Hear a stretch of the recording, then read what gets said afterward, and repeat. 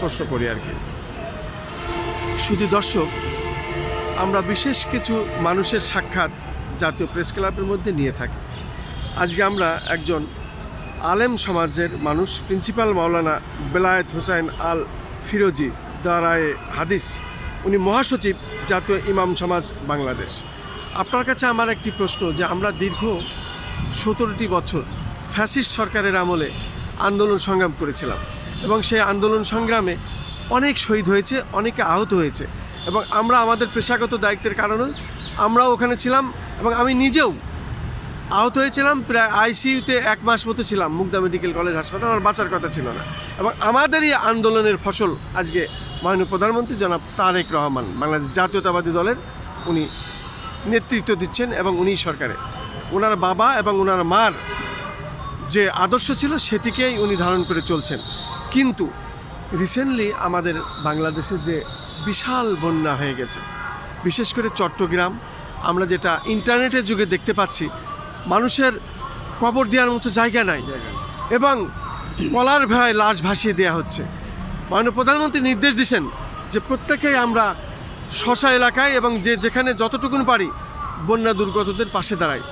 এবং কয়েকদিনের ঘনবর্ষণে রাজধানী ঢাকায় বিভিন্ন এলাকা প্লাবিত হয়ে একেবারে নিচতলা পর্যন্ত অনেকের ডুবে গেছে।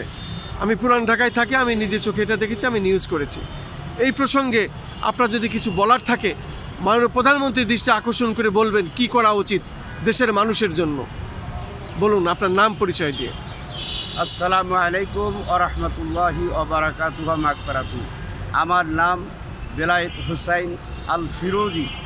আমি জাতীয় ইমাম সমাজ বাংলাদেশের ফাউন্ডার প্রেসিডেন্ট এবং রানিং স্টিল মহাসচিব জাতীয় ইমাম সমাজ বাংলাদেশ। আপনি যে প্রশ্ন করেছেন আপনাকে অনেক অনেক ধন্যবাদ। সকলকে, যত শ্রোতা আছে সারা বিশ্বের 200 কোটি মুসলমান সহ সারা বিশ্বের সকল ধর্মীয় দলমত নির্বিশেষে, ধর্ম বর্ণ নির্বিশেষে সকলের প্রতি উদাত্ত আহ্বান জানিয়ে আমি কিছু কথা বলবো।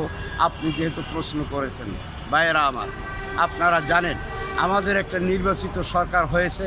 12ই ফেব্রুয়ারি নির্বাচন হয়েছে। নির্বাচনে জাতীয়তাবাদী বিএনপি দল সংখ্যাগরিষ্ঠতা পেয়ে বর্তমান সরকার গঠন করেছেন। আলহামদুলিল্লাহ, দেশ সুন্দরভাবে চলছে। তাই আমি মাননীয় প্রধানমন্ত্রী জনাব তারেক রহমানকে অনেক অনেক ধন্যবাদ, অভিনন্দন ও শুভেচ্ছা জানাই। আপনারা জানেন তারেক রহমান হলো প্রেসিডেন্ট জিয়াউর রহমানের ছেলে। শুধু তাই নয়, তারেক রহমান হলো চারবারের প্রধানমন্ত্রী জনাব খালেদা জিয়া মরহুম রহমতুল্লাহ আলাই তার ছেলে।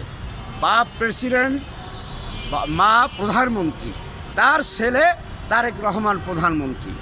তা আমি যা এ পর্যন্ত দেখেছি এই কয়েক মাসের মধ্যে, 3-4 মাসের মধ্যে, আলহামদুলিল্লাহ, বাবার স্মৃতি বিজড়িত বাংলাদেশ। বাবা জীবন দিয়ে গেছে বাংলাদেশে, মাও জীবন দিয়েছে বাংলাদেশে। ঠিক তারেক জিয়া বাবা এবং মায়ের অনুসরণ করে চলতেছে। মাশাআল্লাহ, তার ব্যবহার, কথাবার্তা, চলাফেরা, ভদ্রতার যেই দৃষ্টান্ত দেখাচ্ছে।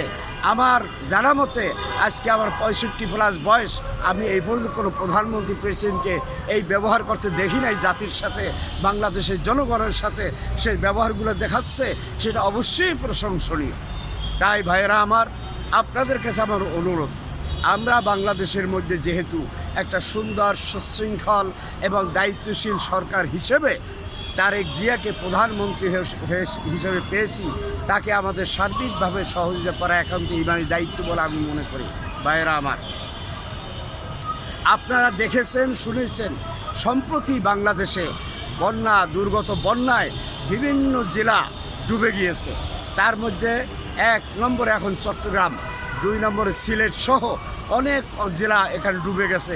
জেলা যার দুঃখ প্রকাশ করার ভাষা আমার জানা নেই।